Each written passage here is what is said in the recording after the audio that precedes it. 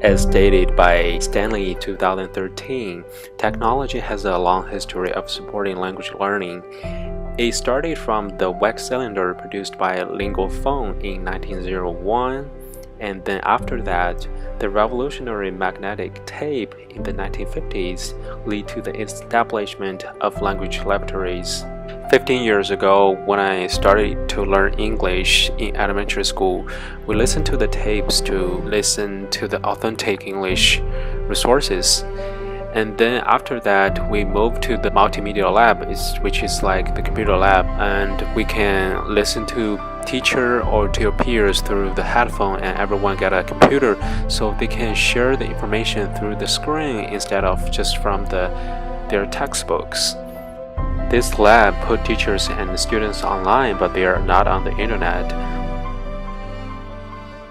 The internet is a magic tool that makes people connected all over the world, and people can talk in long distance, and it also connects teachers and students together. I have never imagined that there are so many learning activities will happen based on the internet. Web 2.0 even provides us more possibilities and imaginations for language learning. Storytelling is a very good example for language learning with technology. In Godwin's research 2012, he talked about how storytelling will help students to learn English through these meaningful tasks. With some new editing tools such as a movie and some video blogs such as YouTube, and also with the access to the high resolution, high quality video camera recorder, storytelling makes it possible that students can use their own technology such as their iPhone to record a video and include that in their language learning. I never thought I would use such a creative way to learn English until I did this kind of storytelling video in one class. At the beginning, I feel frustrated because it was hard for me. Through this task, I learned not only the English language, but also more knowledge of the topic when I did the research for preparing the video.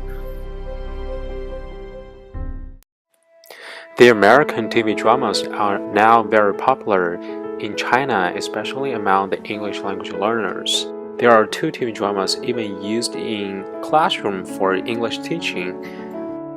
There even is a saying that if you want to learn good English, watch Friends. The reason why teacher let students watch Friends because the conversation is very casual, so students will be able to learn some daily life English. And teacher believes that this will help students to improve their basic interpersonal communication skills.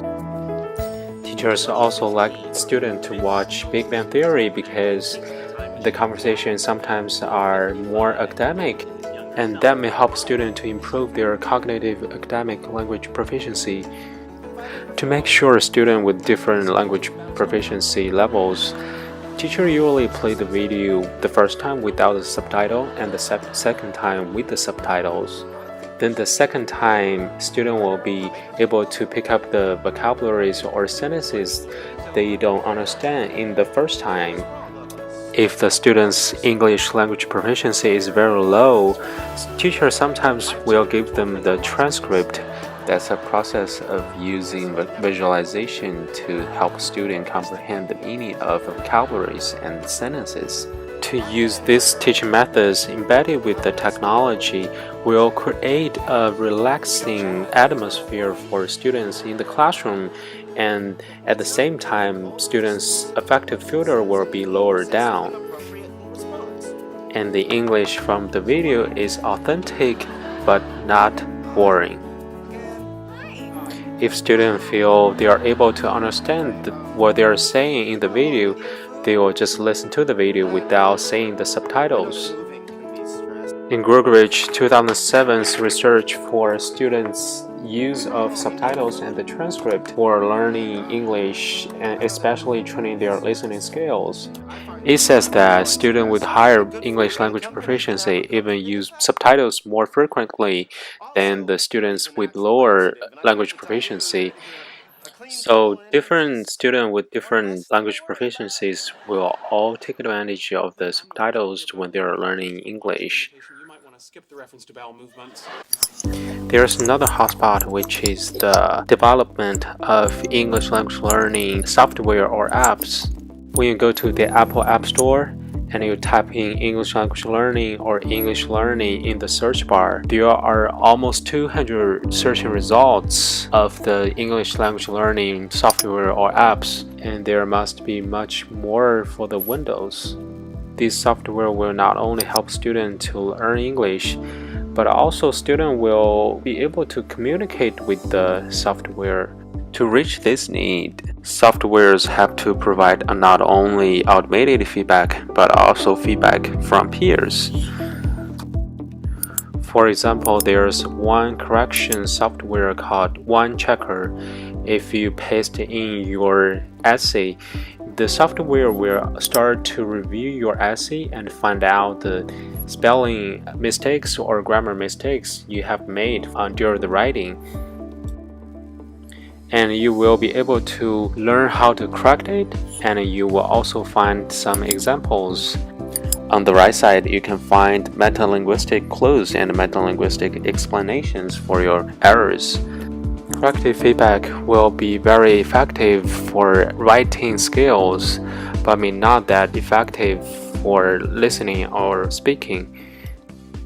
In the study of HEFT 2010, students would like to have feedback after their writing finished, rather than they don't have any feedback and they won't be able to know where to correct, where to improve, or what to learn. In this case, this kind of software will be like a teacher, but available anytime, anywhere with the students. However, it only provided automated feedback. Google Docs make collaboration in writing available and easier and more efficient. And feedback from peers are available.